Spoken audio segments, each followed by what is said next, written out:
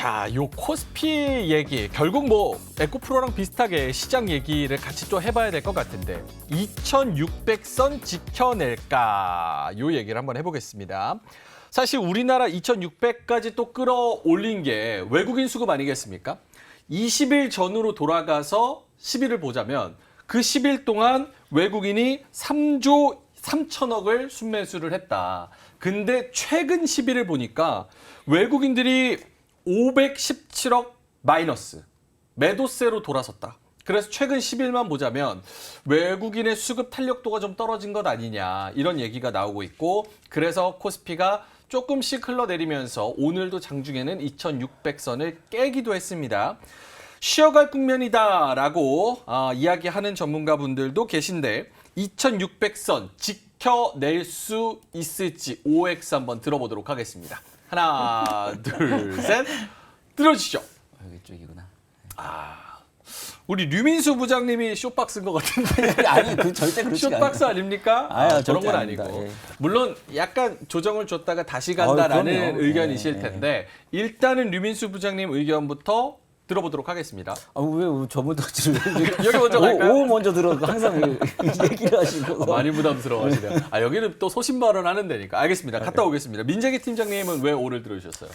일단은 뭐 사실 4포인트 차이기 때문에 예. 뭐 깼다가 올 수도 있고 사실은 그건 알 수는 없는데 이제 궁금해 하신다고 하니까 저는 이제 5 쪽으로 이제 걸었는데요. 예.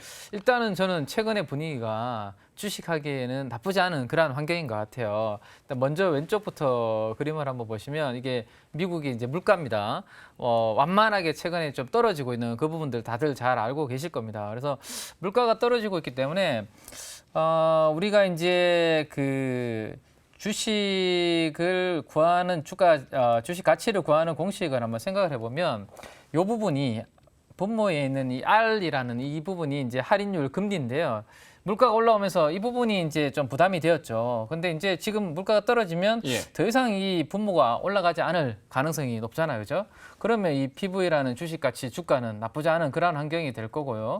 그다음에 이제 분자에 해당되는 게 이 CF라는 것은 실적이라고 그냥 보시면 될 것 같아요. 캐시 플로우죠. 근데 그게 오른쪽입니다. 우리나라 코스피의 영업이익 추정치가 물론 상반기에는 안 좋았습니다. 계속 하향 조정이 되었죠. 그러다가 올해는 더 이상 안 떨어질 거다라는 생각을 가지고 있고 내년도는 올해보다 레벨이 좋아질 것이고 내년도에 대한 전망치도 이제 하락하다가 돌아서고 있습니다. 그러면 분모도 이제 하반기에는 더 이상 안 올라가고 멈출 것이고 분자도 이제 떨어지다가 어느 정도 돌아선다라면 이 시장의 이제 주식 가치는 나쁘지 않은 그런 부분이 되지 않겠나라는 생각을 저는 가지고 있기 때문에 4포인트 차이지만 예. 일단은 2600선은 지켜줄 수 있는 가능성이 있지 않을까 그런 생각입니다. 그럼 수급 측면에서 외국인들의 수급 탄력도가 좀 떨어지는 부분에 있어서는 네. 어떻게 해석을 해야 돼요? 그거 그러면 하나 말씀을 드릴까요? 예. 요거랑 한번 연결해 볼 수 있을 것 같은데 지금 단기적으로 시장에서 이제 나타나고 있는 부분이 이쪽 관련된 부분인 것 같아요. 이게 뭐냐면 우리가 미중 관계가 되게 안 좋았잖아요. 근데 미중 관계가 안 좋을 때 우리가 상대적으로 좀 수혜를 받고 있는 산업 섹터가 반도체와 2차 전지 쪽이었죠. 그쵸. 근데 오히려 미중 간에 이제 뭐 약간 대화도 하고 야 이거 뭐 중국을 막 견제하다가 그 견제하는 부분이 약화되지 않겠어라는 생각이 약간 생기니까 시장에 오히려 수혜를 생각했던 반도체와 2차 전지가 지금 약간 쉬는 그런 모습들이 나타나고 있습니다. 근데 그 내용을 최근에 이렇게 좀 뜯어보고 갔다 온 국무장관인 블링컨 국무장관이 기자회견에서 한 내용을 보면 딱히 뭐 반도체나 IRA에 대해서 특별히 이야기한 건 없어요. 그냥 원론적으로 앞으로 우리 뭐 부딪히지 말고 충돌하지 말고 좀 완만하게 지내자 뭐 그런 내용들이었지 반도체와 2차 전지 관련된 이런 산업적인 측면에서는 대중 압박 완화가 되는 그런 내용은 없었습니다. 그래서 조금 우려가 먼저 나타난 게 아닌가라는 생각이 들고 오히려 블링컨 장관은 뭐라고 이야기를 했냐면 규범에 기반한 국제질서 유지를 위해서는 동맹과 파트너를 협력할 것이다라고 얘기를 하면서 대중국 압박 정책에는 큰 변화가 없다라는 의견을 피력을 했거든요. 그래서 잠깐 뭐 이런 부분들은 미중 간의 분위기가 조금 좋아지면서 나타난 흐름이다라고 보시면 될 것 같아요. 그래서 이런 섹터들이 최근에 조금 움직이고 있죠. 예. 미국, 중국 간의 관계가 회복될 때 수혜가 될 수 있는 섹터. 그래서 최근에 수급이 좀 달라진 게 방금 우리 앵커님께서 말씀하신 대로 원래 제가 외국인들의 순매수 금액을 이렇게 쭉 장 끝나고 체크를 하면 대부분 삼성전자, 하이닉스 같은 종목들이 최근에는 원래 많았습니다. 그렇죠. 근데 지금 보시면 어제도 보시면 삼성전자가 한 200억 정도 잡히긴 했는데요. 나머지 종목들은 보면 반도체는 하이닉스는 아예 사라졌고 예. 뭐 산업재 섹터라든지 다양한 섹터들이 많이 보인다라고 볼 수 있고요. 조금 전에 제가 스튜디오 와서 오늘 거 한번 이렇게 업데이트를 해보니까 마찬가지입니다. 새로운 섹터들 뭐 그러니까 순환매가 나타나고 있다. 그래서 삼성전자가 하이닉스 쪽으로 돈은 안 가지만 다른 섹터 쪽으로 매수가 들어오면서 좀 순환매가 나타나는 것은 오히려 건강한 이러한 순환매 흐름이기 때문에 나쁘지 않다라고 말씀드릴 수 있을 것 같아요. 알겠습니다. 이 블링컨이 중국 간 거에 있어서도 지금 아직 많은 분석들이 지금 나오고 있는 상황. 뭐 국채 팔지 말라고 얘기하러 갔다, 국채 세일즈하러 갔다, 뭐 이런 얘기가 있고 중국은 이제 수출 활로 뚫으려고 또 얘기를 잘했다, 뭐 이런 얘기도 있는데 어쨌든 지금 상황 자체로는 굉장히 긍정적으로 보시는 거고 코스피가 뭐 2,600선에 몇 포인트 하회하더라도 충분히 다시 갈 수 있는 네. 그런 그거들을 말씀을 해주셨습니다.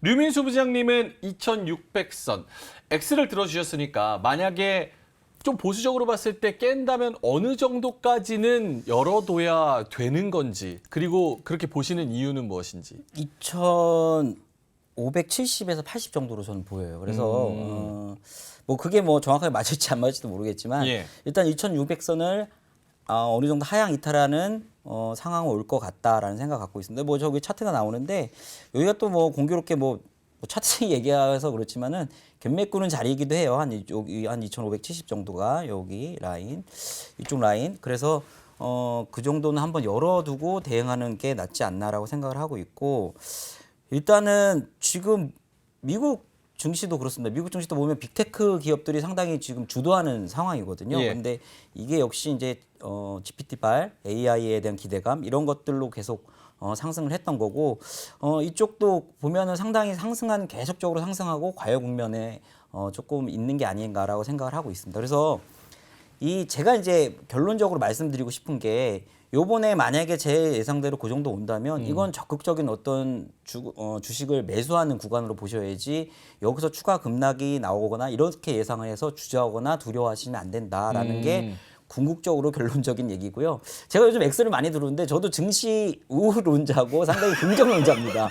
저 누구보다 제 고객분들이 너무 잘 아실 거예요. 뭐 쇼박스 항상 아닙니다. 예, 예. 그런 부분에 있고 이게 이제 뭐 추가적으로 뭐 그런 거에 부연 설명한다면 예를 들면 뭐 솔직히 경기 침체가 오더라도 지금의 고용이 상당히 강하거든요. 그렇다면은 이런 어떤 경기 침체가 아주 빠르고 얕게 지나갈 가능성이 상당히 높다라고 생각을 하고 있고 대체적으로 6월 요 정도 되면 약간 모멘텀 부재 상황이 발생해요. 그러니까 주가가 상승을 했지 않습니까? 지금 예. 상승했기 때문에 다음 어닝 시즌 그러니까 2분기 실적에 대한 부분 그때까지는 약간의 모멘텀 둔화 과정들이 좀 필요하다. 그리고 그렇게 역사적으로 그렇게 많이 반복돼 왔다라고 좀 생각을 하고 있고 결과적으로 또 하나는 지금 보면은 계속 얘기하는 게 연준과 시장의 어떤 괴리율이지 않습니까? 이번 주에 아마 지금 시장을 계속적으로 지금 보고 있을 겁니다. 예. 파월 의장이 그렇다면은 20일 날은 뉴욕 연은 총재가 얘기가 있고 21일 날은 또 하원에서 연설이 있지 않습니까? 출석이 있기 때문에 파월 의장이 이 두 분의 얘기가 증시의 어떤 조정, 매파적 발언을 분명히 할 거예요. 왜냐하면은 지금의 증시 상황이 그렇게 탐탁지는 않을 겁니다. 그렇기 때문에 약간의 매파적 발언들에 대한 어떤 증시 조정의 빌미 가능성이 좀 아직까지 상존하지 있지 않나라고 생각을 하고 있고 저도 잠깐만 보면은 외국인이 선물 옵션 만기, 동시 만기일 이후에 현물은 분명히 지금 매도예요.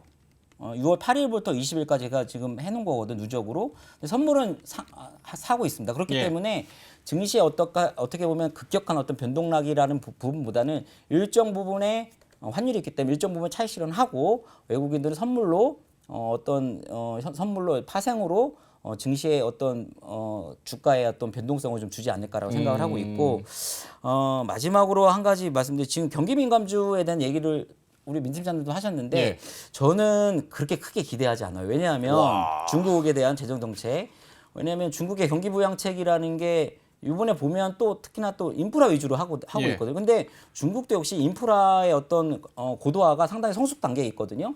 그렇게 크게 영향은 없을 것이다라고 좀 아직은 생각하고 있기 때문에 조정이 오든 조정이 안 오든, 그러니까 오늘 이제 선물 옵션 만기일 이후에 미국장이 개정하지 않습니까? 처음으로. 예. 그렇기 때문에 만약에 제 예상과 다르게 증시가 괜찮다, 미국이 증시가 상승한다 그러면은 역시 AI 쪽, AI 반도체 위주로 좀 보셔야 될 것 같고, 증시가 조정이 온다 제 예상대로 그러면은 AI 반도체 위주의 또 매수로 분할 매수로 접근하시는 게 낫겠다라고 생각을 하고 있습니다. 그래서 여러 가지로 지금 중국의 재정 정책에 대한 기대도 어느 정도 하고 있겠지만 저는 그렇게 크게 기대지 않는다. 그래서 경기 둔화 우려가 좀 강하다라고 생각을 하고 있고, 중국이 엔데믹 이후에 엔데믹 때 경기 지표가 약간 좋았어요. 예. 순간적으로 좋았는데 그 이후에 지표가 아직도 안 좋거든요. 그렇기 때문에 아직까지는 경기 민감주보다는 여전히 AI 반도체 쪽 IT 위주의 어떤 매수 전략 요거를 한번 서치해 보시는 게 낫지 않겠나, 저는 그쪽으로 생각하고 있습니다. 알겠습니다. 일각에서는 이제 중국 경기 부양책에 대한 기대감, 또 실제로 뭐 해운이나 조선이나 아니면 화학까지